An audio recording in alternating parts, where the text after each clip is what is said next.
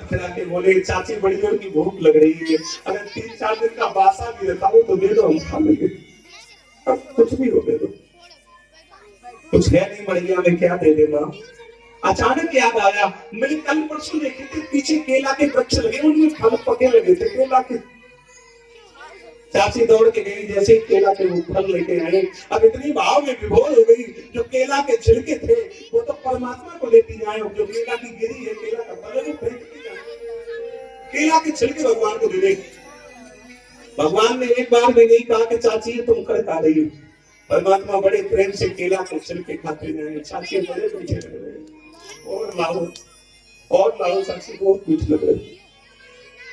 तब बिंदु जी ने लिखा है, मोहन मोहिनी ने क्या, न जाने कौन से गुण पर दया निधि रीझ जाते, न जाने कौन से गुण पर दया निधि।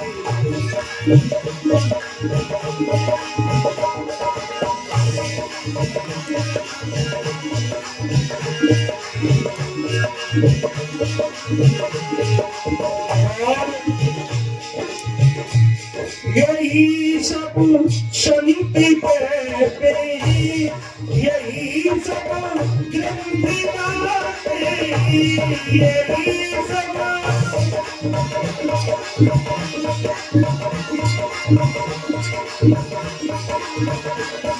न जाने कौन से गुण पर, न जाने कौन से गुण पर दया निधि रीझ जाते।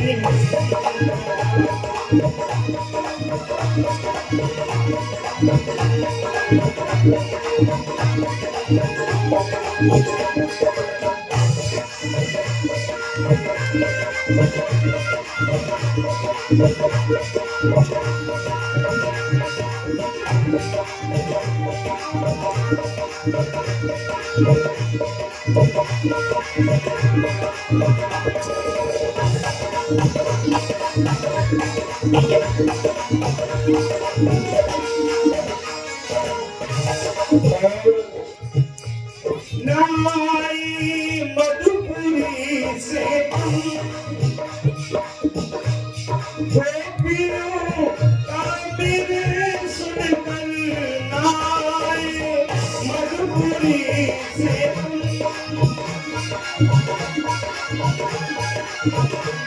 वृंदावन में गोपियों ने बुलाया, लेकिन मथुरा से लौट के नहीं आए दोबारा, और वही प्रभु द्रौपदी की व्यथा सुनकर,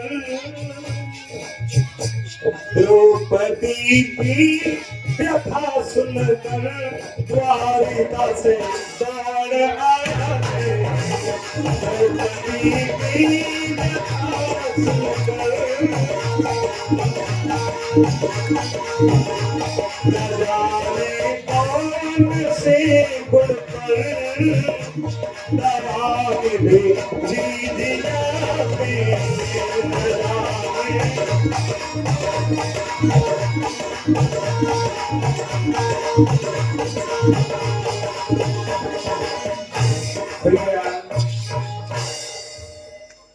जैसे ही दया की विदुर जी पे, तब तक विदुर जी पीछे से भागते हुए चले आए, उदार माखन मिश्री लेके आए, खोया के लड्डू लेके आए बाजार से, चिल्ला रहे, अरे विद्वानी सुनती हो, आज बड़ी सभा में द्वारकाधीश प्रभु ने मुझे चाचा को दिया, मैं प्रसन्न हो गया, और कह रहे थे तुम्हारे घर चाचा निमंत्रण खाने आएंगे, वो आ रहे हैं, कुछ व्यवस्था हो तो कर लो। विद्वानी बोली मरे न जाओ, तो आ गए, वो आगे नए पुराने भी हो गए बोलते। अच्छा कहाँ है? वो भीतर बैठे।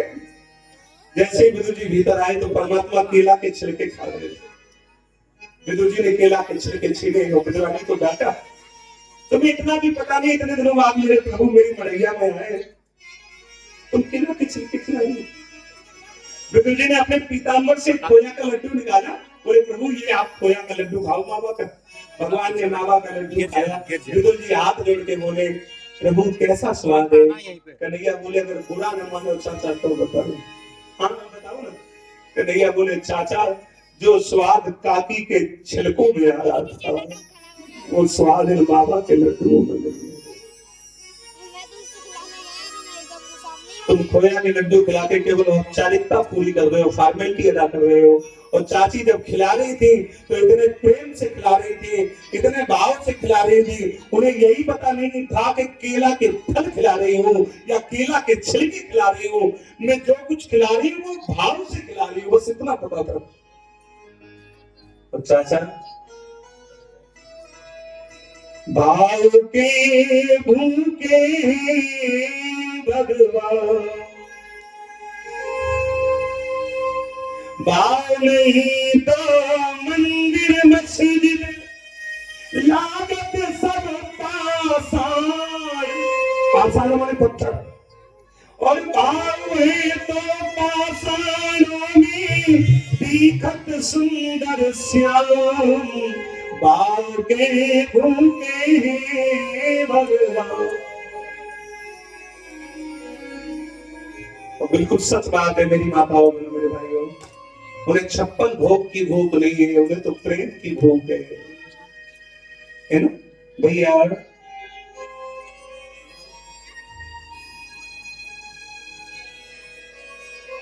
जैसे ही परमात्मा ने गुरु जी पे कृपा की, आज महाभारत का युद्ध होना अति जरूरी हो गया। महाभारत के युद्ध से पहले दोनों लोग गए परमात्मा से मदद मांगने। अब थोड़ा ये विषय बड़ा गंभीर है, ध्यान से सुनना। हमारे भैया शुभम भैया 101 रुपए पड़े, हरी रक्षा करे, राधा रानी दया करे भैया।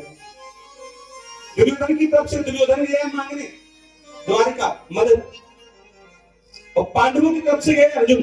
पांडव जैसे ही परमात्मा के पास पहुंचे अर्जुन, तो हाथ जोड़ के भगवान के पैरों की तरफ बैठ गए। वैसे तो अर्जुन के कई रिश्ते हैं भगवान से, लेकिन ये एक ही रिश्ता मानते हैं। कौन सा? सिस्ते माम साधिमाम त्वाम प्रपन्नम, आप मेरे गुरुजी, मैं आपका चेला, ये रिश्ता चलाते हैं। वैसे अर्जुन के और भगवान के कई रिश्ते हैं। एक रिश्ते हैं ये मामा और फूफा के लड़के हैं, तो भाई भाई हो गए, है ना। एक रिश्ता है गुरु और चेला का, और एक रिश्ता तो इन दोनों लोगों का बिल्कुल खास है, बिल्कुल खास, सबसे खास। और सबसे खास रिश्ता जानते हो कौन सा होता है? सबसे खास रिश्ता नहीं मालूम?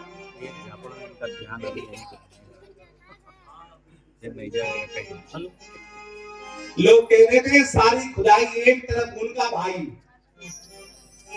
एक तरफ।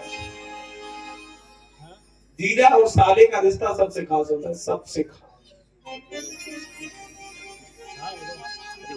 और इनका रिश्ता भी ऐसा है, वे उनके जीजा हैं, वे उनके जीजा के सामने दिखाई तो वे उनके साली, वे उनके साले। हाँ, दोनों एक दूसरे के जीजा हैं, दोनों एक दूसरे के साले। कृष्ण और अर्जुन ऐसा रिश्ता है।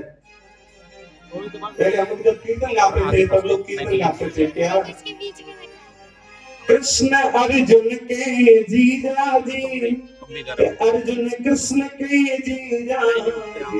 हाँ, दोनों एक दूसरे के जीजा, दोनों एक दूसरे के साले। लेकिन अर्जुन इन सबको नहीं मानते, अर्जुन तो गुरु कहते हैं।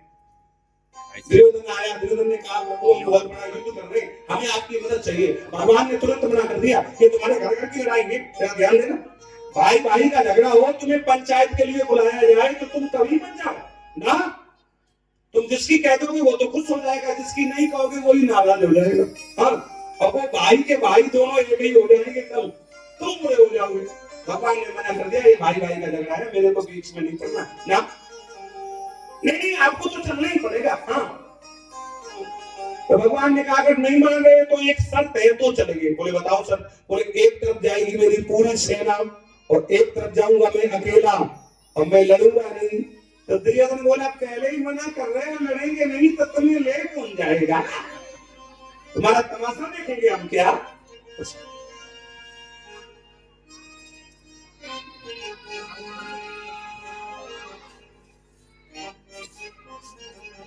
हमारे भैया की तरफ से 101 रुपए का गुप्त दान आया है। भैया की रक्षा करेगा, तो दुर्योधन ने कहा तो पहले मुझे दे दो। हाँ पहले तुम मांग लो। दुर्योधन ने कहा मुझे पूरी सेना चाहिए आपकी, जब आप लड़ोगे ही नहीं तो हम तमाशा देखेंगे तुम्हारा क्या। और वहां युद्ध का काम, लड़ने का काम। भगवान ने कह दिया जाओ दुर्योधन तुम पूरी मेरी नारायणी सेना ले जाओ। दुर्योधन ने वर्ण लिया सेना का। अब अर्जुन खड़े हैं हाथ जोड़ के, तुम्हें क्या चाहिए अर्जुन? अर्जुन बोले मुझे तो केवल आप चाहिए। भगवान ने मना कर दिया, देखो हम चलेंगे तो अर्जुन, लेकिन शर्त होगी हम लड़ेंगे नहीं। तुम नहीं मानोगे तो ज्यादा तुम्हारे रथ के घोड़ों की लगाम पकड़ दूंगा अर्जुन। अरे अर्जुन पैरों में गिर पड़े, बोले प्रभु आप तो सब लोग हैं, केवल कोई लगाम पकड़ने वाला नहीं है, तुम लगाम ही केवल पकड़ो बस। जिसने अपनी सौंप दी तेरे हाथ में डोर, कभी उलझ सकती नहीं जो पकड़े नंद के साथ। कोई भी काम करो मेरी माताओं और मेरे भाइयों, बिहारी जी के भरोसे छोड़ दो, काम कभी रुक नहीं सकता। अभी मैं कथा कर रहा था जनवरी में बांदा में, और जिस दिन कथा समापन थी उसी दिन मुझे जाना था रायपुर, छत्तीसगढ़ की राजधानी, वहां भागवत लगी थी। तो जो रायपुर के यजमान थे उनको मैंने फोन किया, मैंने कहा मेरा टिकट हुआ नहीं है कंफर्म, और मैं जनरल में आऊंगा नहीं, मेरे पास में सामान है ज्यादा। उन्होंने कहा शास्त्री जी कोशिश करो किसी तरह से। मैं गया वहां पे रेलवे टिकट काउंटर पे, मैंने कहा भैया कल की टिकट कर दो। उसने कहा भैया ऐसा करो आप पैसा जमा कर दो, मुश्किल है, कुंभ का मेला चल रहा है, बड़ी भीड़ भाड़ चल रही। मैं उसको पैसे दे आया। अगले दिन 11 बजे उन्होंने खुद फोन किया, मुझे टिकट वाले को मैं पैसे दे के आया था। बोले भैया आपका टिकट कंफर्म हो गया है, आप आराम से जाइए रायपुर। तो कोई भी काम हो जीवन में बिहारी जी के सहारे छोड़ दो, वो कभी रुक नहीं सकता। ये हमारा तुम्हारा जो शरीर है ये भी एक रथ है। हाँ इसमें 10 घोड़े लगे, 5 ज्ञानेंद्रियां, 5 कर्मेंद्रियां, एक है लगाम, वो लगाम है हमारा तुम्हारा मन। इस मन को थोड़ा पकड़ के रखिए। क्या करना है सुनिए। देखना इंद्रियों के न घोड़े भगे, इनमें संयम के हरदम ओढ़े लगी, और अपने रथ को सुमारग लगाते चलो। कृष्ण गोविंद गोपाल दास।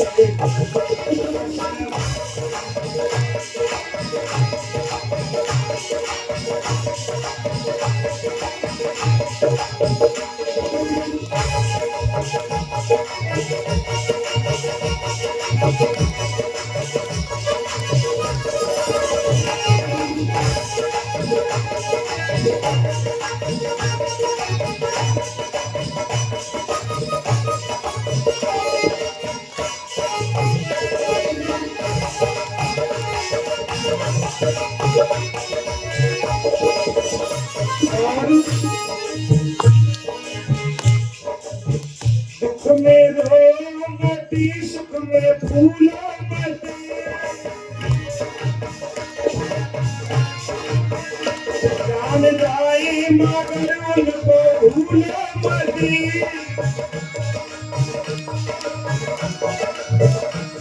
कृष्ण प्यारे को मन से भी जाते चलो। कृष्ण गोविंद गोपाल दास, कृष्ण गोविंद गोपाल दास।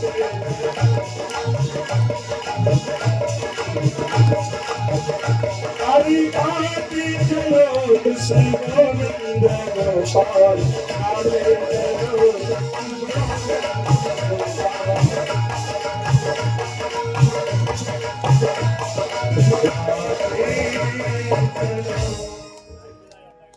परमात्मा श्री कृष्ण आए, अर्जुन के रथ पे बैठे, सारथी बने भगवान अर्जुन के पेड़ के पास। अब जैसे युद्ध शुरू होने को आया तो अर्जुन ने कहा कि प्रभु, एक जो वीर होता है वो अपने साथी को आज्ञा देता है कि रथ लेके कहां चल रहे। तो अर्जुन ने आज्ञा दी अर्जुन को, सुनिए प्रभु। सैन्योर भयोर मध्य, हमारा रथ दोनों सेनाओं के मध्य में लेके चलो। भगवान ने कहा हम तो मध्य में ले चलेंगे, लेकिन तुम भी मध्य में रहना, तुम कहीं बेहक मत जाना अपनों को देख के। हाँ, जैसे ही बीचों बीच में रथ खड़ा किया तो अर्जुन बैठ गए। अर्जुन बोले प्रभु ये मेरे मामा, ये मेरे चाचा, ये मेरे दादा, ये मेरा भतीजा, हम इनसे युद्ध करेंगे एक जमीन के टुकड़े के लिए? नहीं नहीं, कैसा मुझे नहीं लड़ना, नहीं हम नहीं लड़ेंगे। भगवान बोले अच्छा, आज तक तुमने युद्ध न किया हो तो कहो नहीं लड़ेंगे, अभी तक तो युद्ध करते रहे आप, आज अपने आगे सामने लड़ने के लिए तो कह रहे हो हम युद्ध नहीं करेंगे।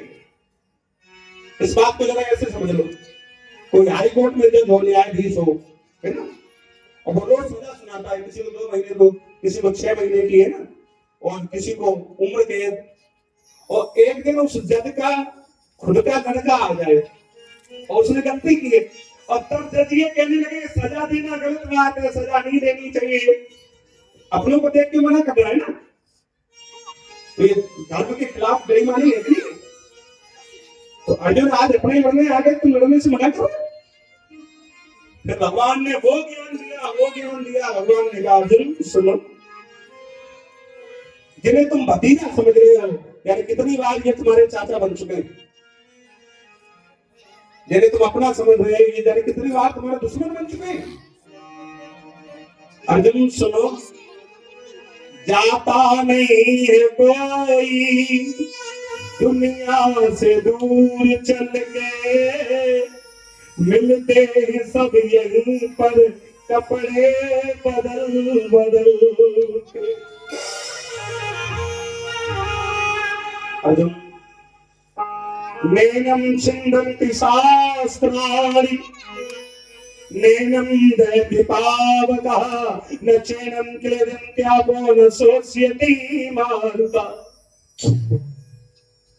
ये आत्मा अदर बदर विनाशी है, इसे कोई अग्नि जला नहीं सकती, वायु उड़ा नहीं सकती, धूप सुखा नहीं सकती, कोई शस्त्र से काट नहीं सकता। अर्जुन सुनो, अर्जुन पाषाणस्य जीर्णानि यथा विहाय नवानि गृह्णाति नरोपराणि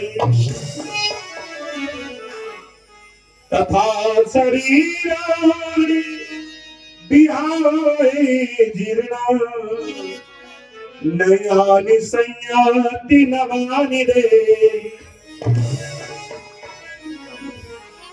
जिस तरह से आदमी पुराने कपड़ों को त्याग करके नए कपड़े धारण करता है, यही काम है ठीक आत्मा का।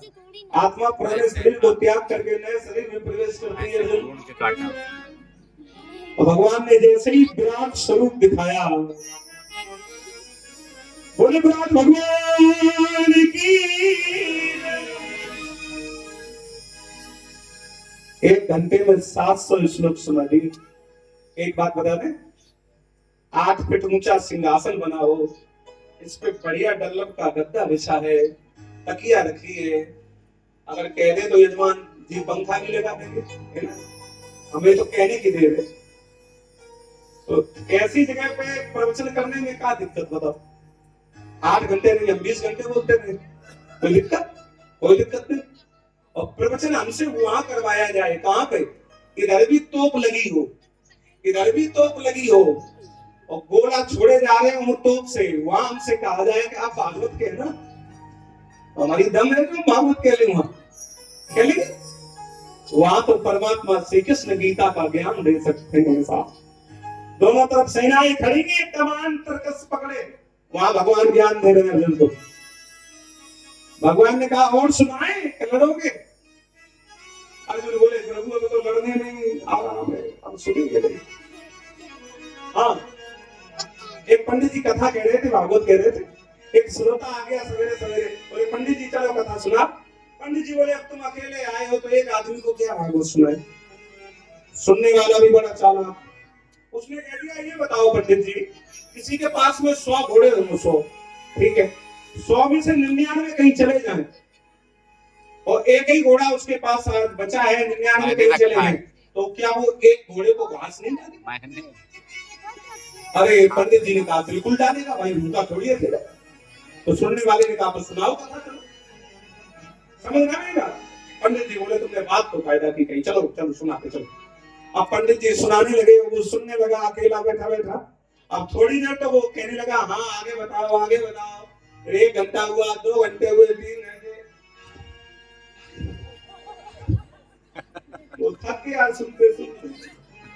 6 घंटे कथा सुनाई पंडित जी ने। अब पंडित जी ने कहा, और बता, तुम ही कह रहे थे 99 घोड़े कहीं चले जाए, 1 घोड़ा आएगा तो क्या घास नहीं डालोगे? वो हाथ जोड़ के बोला, तो इसका मतलब ये भी नहीं था कि 100 घोड़ों की घास एक ही घोड़े को खिला दो भैया। तो अर्जुन हाथ जोड़ के बोले, प्रभु अब तो आप ऐसा करो, अब तो हम लड़ेंगे, अब सुनेंगे नहीं। जैसे अर्जुन लड़ने के लिए चले, अब जरा ध्यान देना। हाँ, कौरवों की तरफ से सेनापति बन के आए दादा भीष्म, आजीवन ब्रह्मचर्य का पालन लेने वाले, शांतनु बिहारी गंगा पुत्र, अटल ब्रह्मचारी। 3-4 दिन लड़े तो पांडवों की आधी सेना मार दी। बड़े वीर हैं दादा भीष्म। एक दिन दुर्योधन ने कहा कि तुम हमें लगता है मिलकर युद्ध कर रहे हो, क्यों, क्या हो गया, क्या हो गया? तो 5 पांडव थे, 5 के 5 जिंदा है, एक भी नहीं मारा आपने। दादा बोले, हम मिलकर युद्ध नहीं कर रहे हैं, हम ईमानदारी से युद्ध कर रहे हैं। और सुनो दुर्योधन, पांडव मरे चाहे न मरे, लेकिन मेरे पास एक ऐसा उपाय है, तुम चाहो तो तुम अमर हो जाओगे। दुर्योधन, अरे हम अमर हो जाएंगे? बोले हाँ, कैसे, बताओ दादा, बताओ। दादा भीष्म ने कहा, हम पूरी रात भजन करते हैं और सवेरे के समय पे 4 बजे कोई आकर के मेरे पैर छू ले तो मेरे मुंह से जो निकल जाता है वो सच हो जाता है। अच्छा, हाँ। अरे दुर्योधन ने कहा, ये बढ़िया काम। दुर्योधन आधी रात के समय पहुंचा अपनी घरवाली के पास।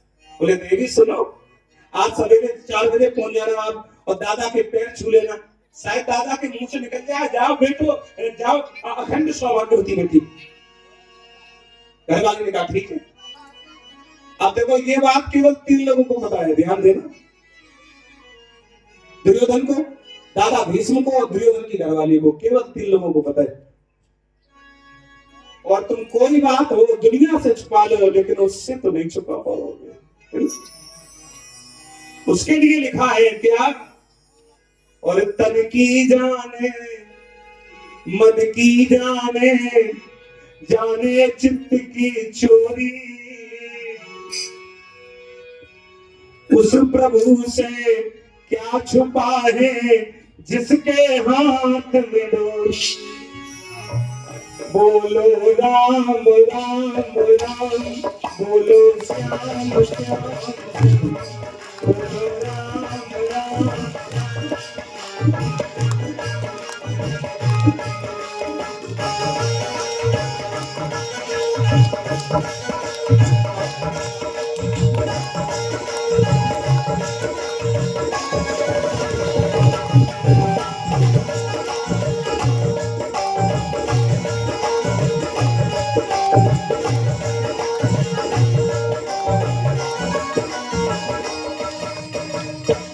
परमात्मा से कुछ नहीं छुपा, भगवान कन्हैया जान गए। अगर दुर्योधन की घरवाली ने आशीर्वाद ले लिया तो दादा का आशीर्वाद झूठा नहीं जाएगा। अब भगवान को नींद नहीं आ रही, आधी रात के समय अर्जुन को जगाया, अर्जुन जागो जागो। अर्जुन बोले, क्या हो गया? जागो, तुम कल मारे जाओगे। अर्जुन बोले, ये कौन सी नई बात है, तो हम युद्ध कर रहे हैं तो कल नहीं, परसों, परसों नहीं तो अगले दिन मरना तो है। अच्छा, तुझे ये पता है कि मुझे मरना है, आराम से सो रहा है? अच्छा सही बताना, किसी से डॉक्टर ये कह दे कि तुम कल मर जाओगे तो उसे नींद आएगी? फिर उसकी नींद उड़ जाएगी। और तू सो रहा है अर्जुन, और तुझे पता है कल मारा जाऊंगा। अर्जुन ने बड़ी प्यारी बात कह दी। अर्जुन बोले, प्रभु तुमने कभी मारुति कार चलाई? कन्हैया बोले, नहीं हमने मारुति कार नहीं चलाई। तो अर्जुन बोले, हमसे सुनो, जब मारुति कार कहीं लॉन्ग ड्राइव पे जाती है तो उसका जो ड्राइवर होता है वो जागता है, वो गाड़ी चलाता है, और जो गाड़ी का मालिक होता है वो पीछे वाली सीट पे आराम से लेट के सोता है। हाँ,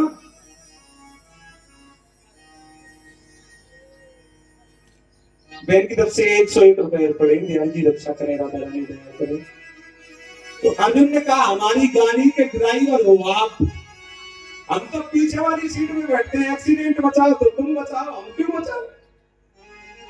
अरे भगवान ने कहा, अर्जुन तू सो जा, सुनो। अर्जुन को सुना दिया। परमात्मा पहुंचे द्रौपदी के पास, द्रौपदी को जगाया, बहन द्रौपदी जागो। द्रौपदी बोली, क्या हो गया? बोले, क्या हो गया? कल तुम विधवा हो जाओगी, अरे द्रौपदी बोली तो ये कौन सी नई बात है, हमें तो पता ही था कि कल में विधवा हो जाऊंगी। भगवान ने कहा गजब हो गया, पूरे खानदान को पता है, केवल हमें नहीं पता था। अरे द्रौपदी बोली जिसका भाई द्वारिकाधीश हो वो बहन वाला विधवा हो सकती है? अरे तो कोई उपाय तो करो। द्रौपदी बोली जो बताओगे वो उपाय करूंगी। तो कन्हैया ने कहा ऐसा करो, दुर्योधन की घरवाली दादा से आशीर्वाद लेने जा रही, वो जाएगी सवेरे 4 बजे, हम तुम 3 बजे चलो। भाई अगर बहू वो है तो बहू तुम भी तो हो सी हल्के, परिवार तो एक ही, दाऊ चाचा की सब बहू है। द्रौपदी ने क्या किया पता है? द्रौपदी ने 22 कलर की साड़ी पहनी, जा कलर की दुर्योधन की घरवाली ने पहनी थी कल। हाँ, और ये साड़ी का बड़ा झंझट है राम जी, साड़ी और गाड़ी का बहुत झंझट है। पैसे वाले लोगों को देखना, एक गाड़ी खरीदेंगे 6 महीने चलाएंगे, पुरानी वाली बेच देंगे, नया वाला जो मॉडल निकलेगा उसको खरीदेंगे। तो साड़ियों की हाल देखना आप, माता बहनों के अगर 10 निमंत्रण हुए तो 10 ही साड़ी चाहिए। हमारा नया मॉडल का हम तुम्हारी जिंदगी तो कोई एक ही कुर्ता में कट जाए पूरी। कहाँ इन्हें 10 साड़ी चाहिए। और जन कौन कौन सी डिजाइन की तो साड़ी चलती है। एक बार गए हम दिल्ली, तो हमारे घर से फोन आया, बोले तुम दिल्ली में हो, दिल्ली में साड़ियां बहुत अच्छी मिलती। तो हमने कहा लाना है क्या? बोले लेते आना 1-2। तो हमने पूछा कितने तक की ले आए, कौन सी वाली ले आए? बोले समोसा वाली ले आए। आप मानोगे नहीं, मैं दुकानदार के पास गया, मैंने कहा समोसा वाली साड़ी दिखाओ। उसने 10-12 साड़ी निकाल के दी, बोले ये चल रही है, इसको समोसा वाली कहते हैं। हाँ, तो बड़ी डिजाइने भी चलती है, तो बिहारी जी की कृपा है भैया। हुआ क्या, जैसी द्रौपदी साड़ी पहन के चली, घूंघट लगा के चली, तो द्रौपदी और भगवान जा रहे हैं दादा से आशीर्वाद लेने दुर्योधन की घरवाली से पहले। हाँ, अब द्रौपदी के पैरों की जो चप्पल है वो आवाज कर रही है खट खट। भगवान ने कहा बहन कि अगर चप्पलों की आवाज किसी ने सुन ली तो पूरा शिविर सो रहा है, सब जाग रहेंगे, सब जान जाएंगे, क्या करें? तो भैया भगवान कन्हैया कहने लगे बहन तुम अपनी चप्पलों को उतारो, हमारे पास इंतजाम है। द्रौपदी ने जैसी अपनी पादुकाओं को उतारा, चप्पलों, परमात्मा श्री कृष्ण ने अपनी बहन की चप्पलों को लिया और अपने पीताम्बर में लपेट लिया और अपने सर पे रख ली। ऐसा है मेरा दुआ दिखा दी, तुम इसके बन के तो देखो, तुम बनते नहीं हो। हाँ, हमारे मांगने में कमी हो सकती है साहब, उसके देने में कभी नहीं होती। भगवान की प्रतिज्ञा में लिखा है तुम 1 कदम मेरी तरफ बढ़ाओ, मैं तुम्हारे लिए 1000 कदम बढ़ाने के लिए तैयार हूं। तू मेरा भजन करके तो देख, अगर तेरी दुनिया, पूरी दुनिया को तेरा दीवाना न बना दूं तो कहना। ऐसा भगवान कहते हैं। अब देखना, जरा ध्यान देना, भगवान कन्हैया बाहर खड़े हैं और भीतर भीष्म पितामह भजन कर रहे हैं दादा।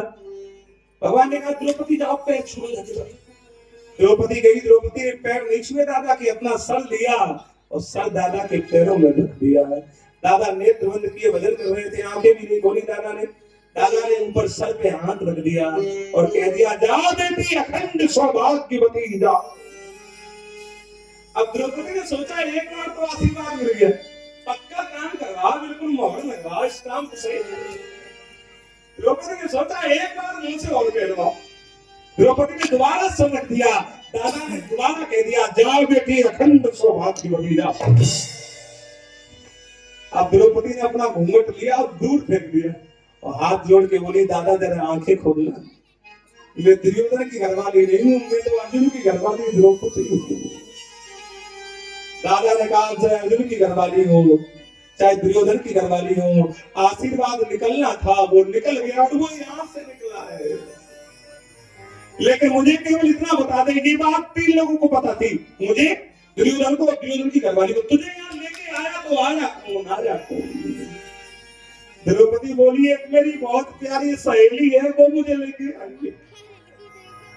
दादा ने कहा झूठ मत बोलो द्रौपदी, वो तुम्हारी सहेली नहीं हो सकती, वो तो तुम्हारा कोई सहेला है।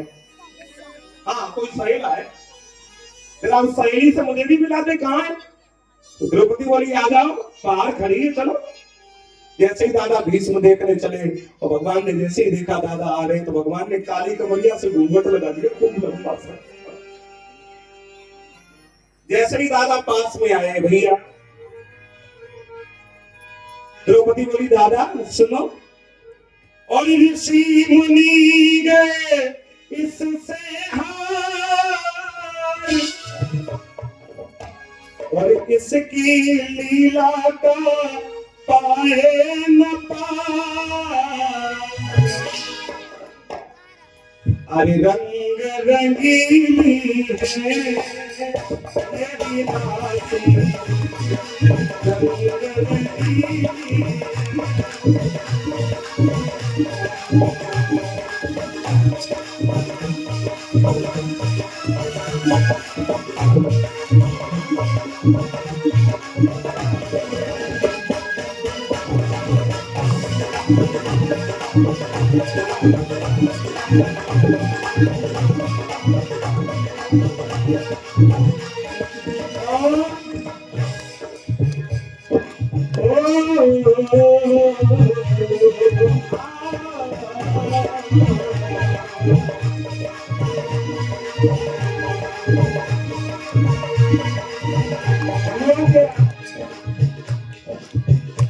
अरे सर से सर की चुनरिया मुरली पड़ी है तुम्हारी, सर से सर की चुनरिया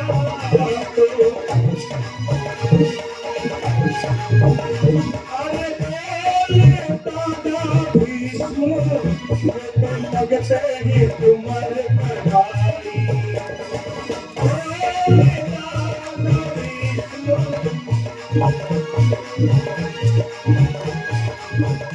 और देखूं और देखूं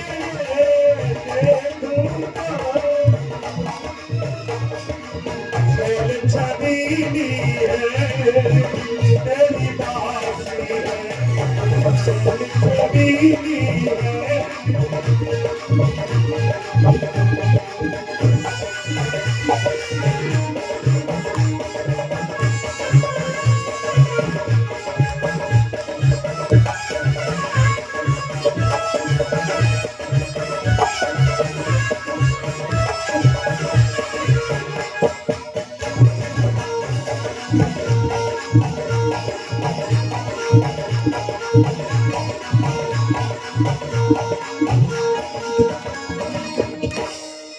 जैसे ही दादा ने भगवान को देखा, दादा ने कहा प्रभु जिसके रथ पे तुम खड़े हो जाओ वो भला ही तो आ सकता है।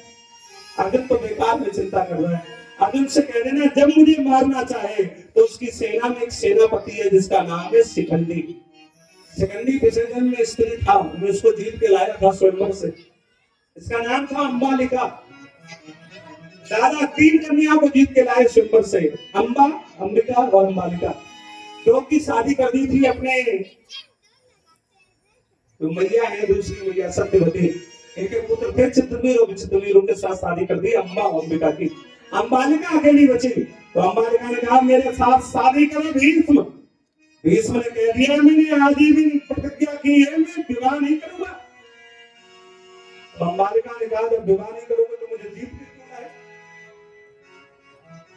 अंबालिका ने आत्महत्या कर ली और मरते मरते कह दिया जाओ भीष्म, अगली बार मैं कहीं पैदा होके आऊंगी तो तुम्हारे मृत्यु का कारण बनूंगी। आज यही शिखंडी बना। अगले दिन अर्जुन ने सामने खड़ा कर लिया शिखंडी को। भगवान ने इशारा कर दिया अर्जुन छोड़ दो बाण। दादा भीष्म ने धनुष बाण रख दिए धरती पे। फिर अर्जुन ने जैसे ही बाणों की घड़ी लगाई, दादा भीष्म का ऐसा कोई रोम नहीं बचा जिस रोम में बाण न फंसा हो जाता। पूरा शरीर छल्ली हो गया दादा भीष्म का। और जैसे ही धरती पे गिरे तो बाणों की सेज पे लेटे हैं। अभी मरे नहीं ना।